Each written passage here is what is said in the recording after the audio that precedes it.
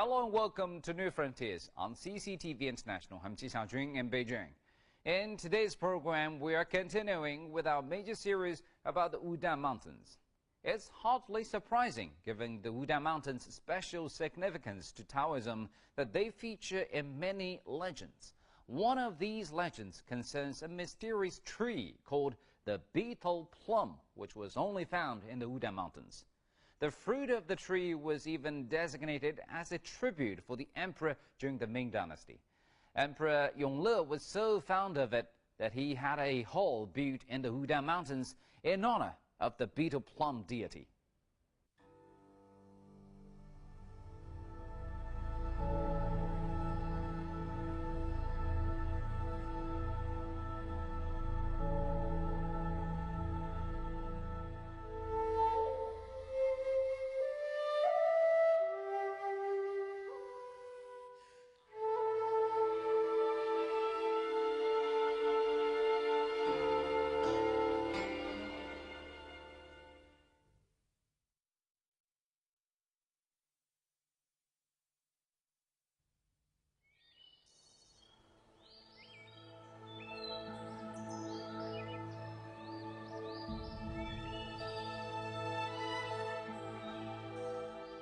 One spring 600 years ago on Mount Wudang, a betel plum tree next to Five Dragon Temple suddenly bore fruit.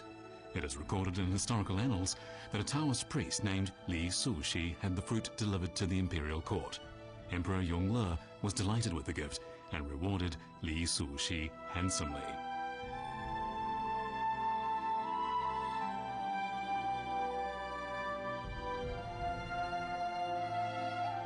This event took place in the third year of Emperor Yongle's reign, and at the time the emperor had already received a veritable mountain of gifts to mark the anniversary of his coronation. So why did he value the small gift of plums so highly?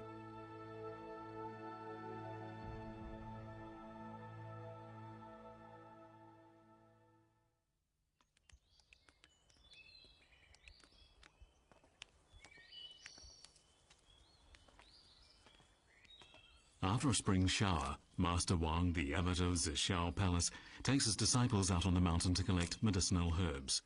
Most Taoist monks study Chinese medicine intensively, and they view Mount Wudang as an inexhaustible treasure trove of medicinal herbs.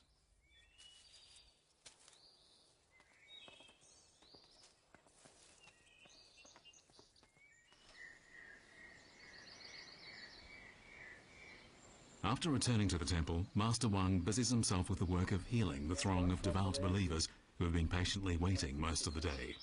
They have come to learn from him the secrets of medicinal herbs.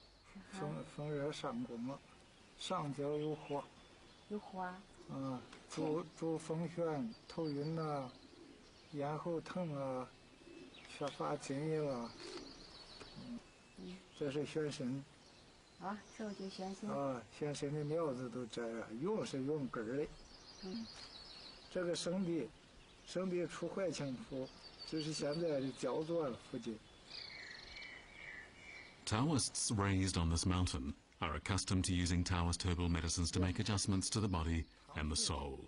The central theme of Taoism has always been to strive for a long life free of cares and worries, and over the centuries, the Taoists of this mountain have sought the secret of long life.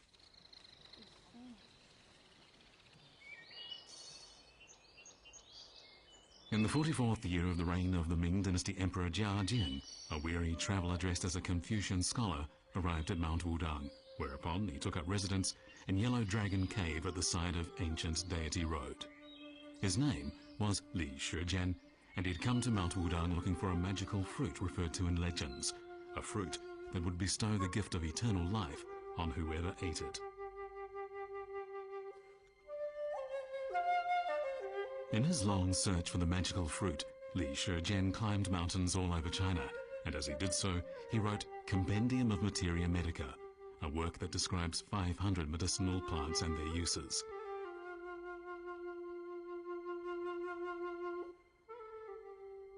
Li Shijian's journey was certainly productive and he was well satisfied, but he still had not found the legendary fruit of immortality.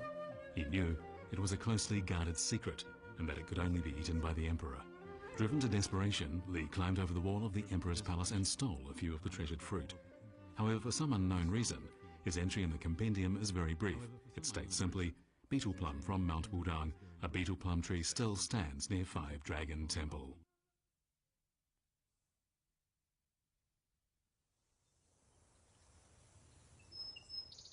A large tree stump is all that remains of the betel plum tree that Li Shijian saw. It seems odd that a tree would receive such veneration. Just what are betel plums? Are they plums at all? And why were they held in such high esteem by the Ming imperial family?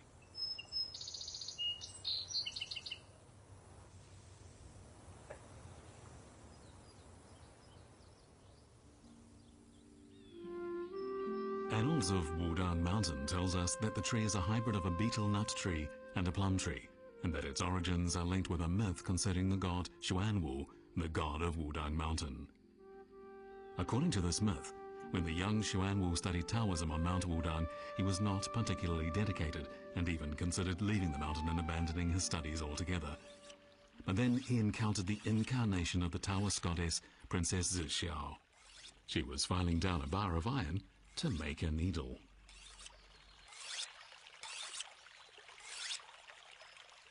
然后他问他说：“你这个铁棒你磨它干嘛呀？”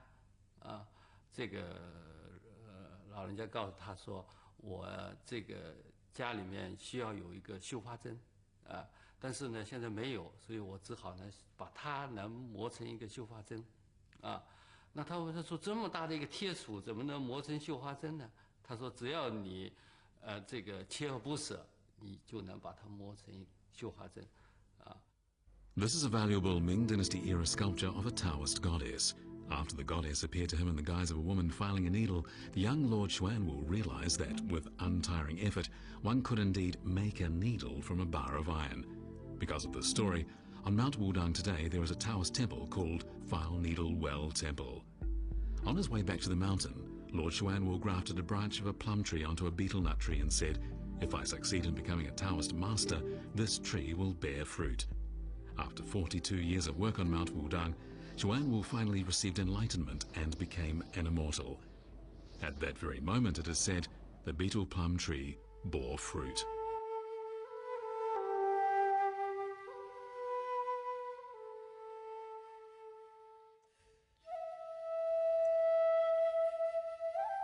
By the end of the Yuan dynasty, this Taoist story was already centuries old when the Taoist priest Li Sushi arrived at Mount Wudang. It is quite likely he already knew the story well. At the time he arrived, the snows of winter had blanketed the scars of war, and time seemed to pass more slowly in the period of peace the mountain was enjoying. Li Sushi was a young man of 30 who was full of conviction and passion, and the place he chose to engage in self-cultivation was Five Dragon Temple, which was next to an old betel plum tree. Five Dragon Temple, like all the temples on the mountain, had fallen into disrepair, and this fact caused Li to ponder an issue that his predecessors had thought about time and again. How could Mount Wudang be made to flourish once again? Li Sushi pondered the matter at length. Eventually, he concluded that with the Yuan dynasty on the verge of collapse, the Wudang Mountains needed to find another powerful patron. At this time, in another part of the country, a great war was raging that would determine the fate of the country. At Boyang Lake, Zhu Yuanzhang and Chen Youliang were fighting a decisive battle for the crown.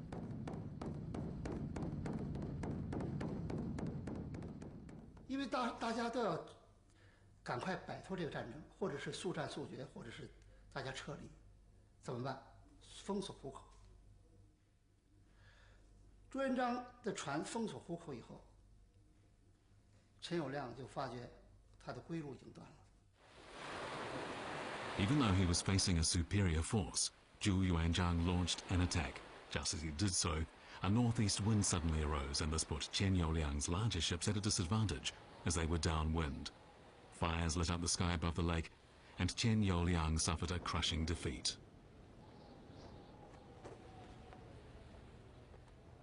那个时候，因为那场战争是空前惨烈，是他的这个太祖得位的这个最关键的一战嘛。而这仗呢，这个非常非常危机，是吧？这个太祖的船也曾经被击中，这个就是险些就是遇难嘛，是吧？那么在这样一种激烈的环境里边，那么发生这个风云变幻，那么转败为胜，以弱胜强，这样一些情况下，当时人们很容易把它就是归咎于这个神灵的帮助。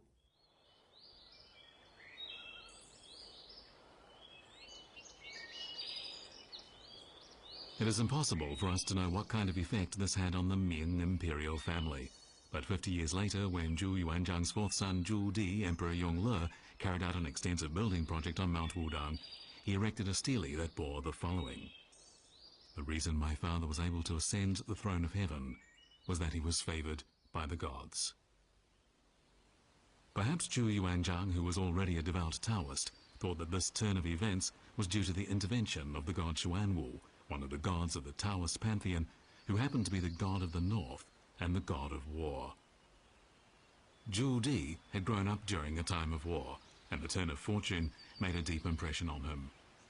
Xuanwu became more sacred and personal to him than ever.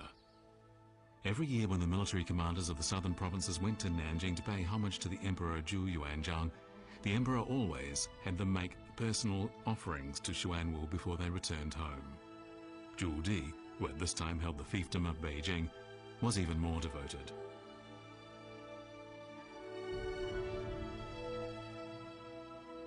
Even though he was in Hubei province, far from the court in Nanjing, Li Sushi gradually became aware of the high esteem the imperial family had for the god Xuanwu. At this time, Qiu Xuanqing, who had studied Taoism with Li, was called to court and given authority over government officials in the capital. As the two friends parted and Qiu began his journey, Li Sushi was full of hope about the future.